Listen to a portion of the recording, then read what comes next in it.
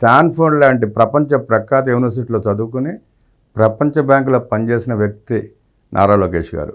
ఆయనకి గల్లీలో డిగ్రీ సర్టిఫికేట్లు కొనుక్కొని ముఠా రాజకీయాలు చేసే నాయకుడికి చాలా తేడా ఉంటుంది.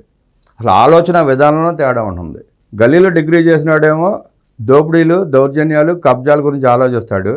నారా లోకేష్ గారు పిల్లలకి ఏ కరికులం అందుబాటులోకి తీసుకొస్తే మంచిది, ఏ కరికులం ఈజీగా ఉంటుంది, వాళ్ళ ఉన్నతికి బాగుంటుందనే ఆలోచన లోకేష్ గారు చేస్తారు.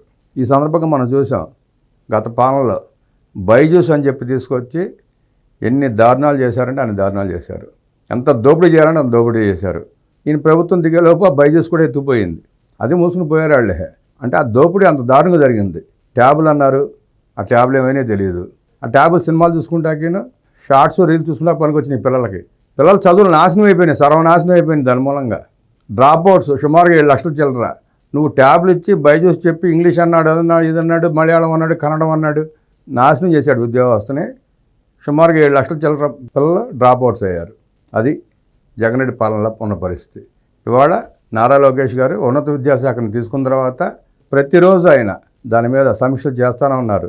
పిల్లలకి పుస్తకాల భారం ఎలా తగ్గించాలి, మంచి కరికులంని సిబిఎస్ఈ తరహాలో ఎలా తీసుకురావాలి, జాతీయ స్థాయిలో ఉన్న కరికులంతో పోటీ పడేలాగా రాష్ట్ర విద్యాశాఖల కరికులం తీసుకొచ్చి కాలేజీ నుంచి బయటకు వెళ్ళగానే ఉద్యోగం వచ్చేలా ఉండాలన్నది ఆయన లక్ష్యం. 4 సంవత్సరాలు ఇంజనీరింగ్ చదువుకుని బయటకు వచ్చి ఎదురంగా ముఖ్యమూలికి పాస్ అయ్యి మళ్ళీ అమీర్పేట వచ్చి ఆ కోచింగ్ సెంటర్లో 6 నెలలు సంవత్సరం లక్షలు ఖర్చు పెట్టి కోచింగ్లు తీసుకుని ఆయాసపడి ముఖ్యమూలిగా అమెరికా వెళ్ళి అక్కడికి వెళ్ళినాక సబ్జెక్ట్ లేక అర్థం కాక ఎంతమంది కొట్టుకున్నారో మనం చూస్తున్నాం.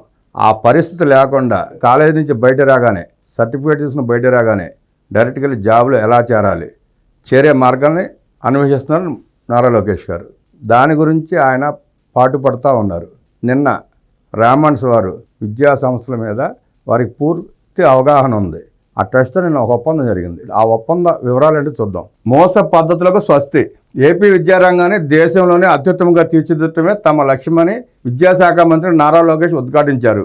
ఈ మేరకు జాతీయ విద్యా విధానం లక్ష్య సాధనలో భాగంగా రాష్ట్రంలో విద్యా నైపుణ్యాల అభివృద్ధి చేసేందుకు సులోచనాదేవి సింగానియా స్కూల్ ట్రస్టీతో ఏపీ ప్రభుత్వం ఒప్పందం చేసుకుంది. మంత్రి నారా లోకేష్ సమక్షంలో సింగానియా గ్రూప్, రామన్స్, ఏపీ ప్రభుత్వ ప్రతినిధుల నడుమ అవగాహన ఒప్పందం కుదిరింది. ఇందులో భాగంగా తొలుత ట్రస్ట్ ఆధ్వర్యాన తిరుపతి జిల్లాలోని 14 పాఠశాలల్లో ఉపాధ్యాయుల పనితీరు, బోధనల నాణ్యత, ఉపాధ్యాయ శిక్షణ, స్పోకెన్ ఇంగ్లీష్ శిక్షణ, జాతీయ విద్యా విధానంతో సమాంతరంగా సాంకేతికత అనుసంధానం వంటి అంశాలలో విద్యా నైపుణ్యాన్ని తీసుకురావడం ద్వారా పాఠశాలల నిర్వహణలో మార్పులు తేవాలని నిర్ణయించారు.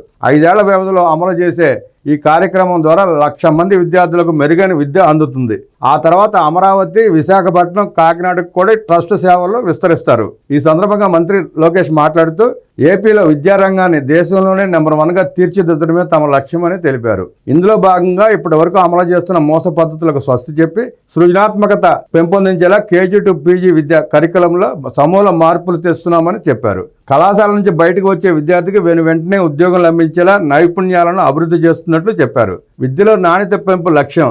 సింగానియా గ్రూప్ చైర్మన్ గౌతమ్ హరి సింగానియా మాట్లాడుతూ విద్యార్థులను ఉన్నత సాంకేతిక పరిజ్ఞానంతో నైపుణ్యవంతంగా తయారు చేయడమే తమ లక్ష్యం అన్నారు. పిల్లలకు మరింత ప్రభావవంతమైన, ఆకర్షణీయమైన అభ్యాసన విధానాల్లో బోధన చేసేందుకు వీలుగా ఉపాధ్యాయుల సామర్థ్యాలను బలోపేతం చేసేందుకు విజయవాడ, వైజాగ్, అమరావతిలో శిక్షణ ఇవ్వనున్నట్లు తెలిపారు.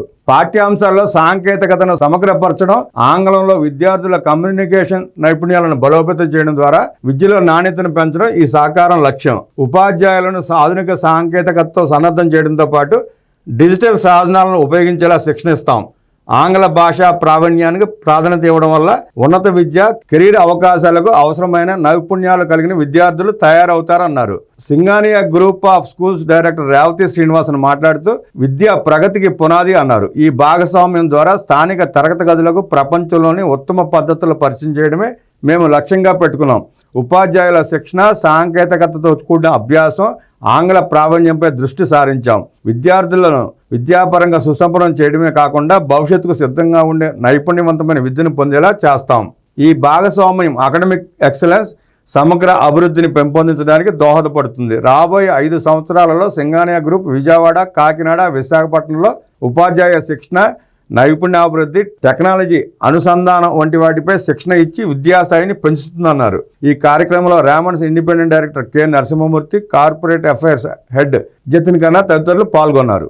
అలవోకగా అబద్ధాలు, జగన్ రెడ్డికే చెల్లు. అసలు అబద్ధాలు ఆయన పేటెంట్ హక్కులాగా అనుకుంటాడు. ఆయన అబద్ధాలు ఆడటం, నా ఒక్కడికి పేటెంట్ రైట్స్ నాకే ఉన్నాయని చెప్పి నేను పేటెంట్స్ తీసుకున్నాడు ఏమో బహుశా. ఏమన్నా జగన్ రెడ్డి గారు పేటెంట్ తీసుకున్నారా?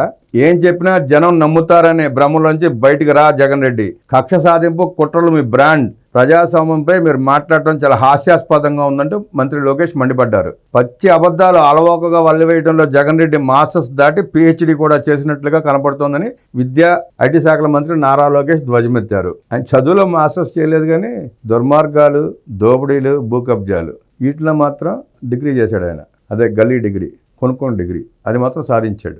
వేలాది ప్రజల సాక్షిగా బహిరంగంగా కోట్లాది ప్రజలు టీవీల్లో చూస్తుండగా జరిగిన దారుణాలను కూడా ఏమీ జరగలేదన్నట్లుగా చెప్పడం జగన్ రెడ్డికి చెల్లిందని లోకేష్ దుయ్యబట్టారు. నిజం చెప్తే తల 1000 ముక్కలు అవుతుందనే శాపం మీకు ఏమైనా ఉందా జగన్ రెడ్డి అంటూ నిలదీశారు. చిన్నప్పుడు మనం చందమామ పుస్తకం చదువుకుని ఉంటాం. నేను చదివాను, మరి మీరు చదవలేదు తెలియదు నాకు. విక్రమార్కుడు చెట్టు మీద దెయ్యం. విక్రమార్కుడు రోజు ఒక శవాన్ని తీసుకెళ్తా ఉంటే ఆ దెయ్యం అంటది, విక్రమార్క నువ్వు అబద్ధం చెప్తే నీ తల 1000 ముక్కలు అవుతుందని అంటాడు అనమాట. అట్లాగే జగన్ రెడ్డి కూడా శాపం ఉన్నట్టు ఉంది. జగన్ రెడ్డి నువ్వు నిజం చెప్పుకో, నిజం చెప్తే మాత్రం నీ తల 1000 ముక్కలు అయిపోతుందని చెప్పించినట్టున్నారు ఎవరో.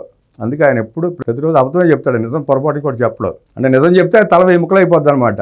ఆ దృష్టిలో పెట్టుకుని అబద్ధాలు ఆడుతూనే ఉంటాడు. పచ్చి అబద్ధాలను నిజాలను భ్రమింపజేసేలా కాన్ఫిడెంట్గా చెప్పడంలో మీరు PhD చేసినట్టు ఉన్నారు. మీరు ఏం చెప్పినా ప్రజలు నమ్ముతారనే భ్రమలోంచి ఇకనైనా బయటికి రండి.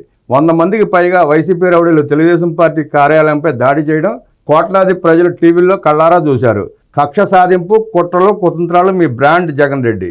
అధికారం ఉన్నప్పుడు యథేచ్ఛగా చట్టాలను తొంగలో తొక్కి ఇప్పుడు ప్రజాస్వామ్యం పద్ధతులు అంటూ మీరు లెక్చర్ ఇవ్వడం వింతగా ఉందని లోకేష్ తీవ్రంగా మండిపడ్డారు.